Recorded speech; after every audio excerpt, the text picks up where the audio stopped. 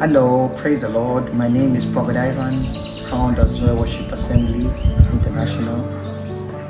I want to announce to the members and the followers of Zoe Worship Assembly all over the world that we are no longer going to be meeting in our church venue in Kampala, Banda, opposite Nabisunsa signpost due to an unavoidable circumstance.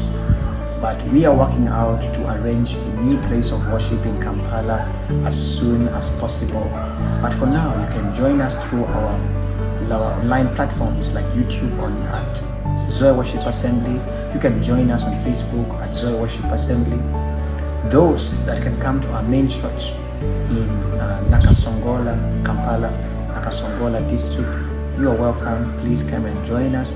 Those that cannot make it, please you will join us through our online platforms. But for the meantime, we will be working on how to secure a new venue for our Kampala branch church, Zoe Worship Assembly.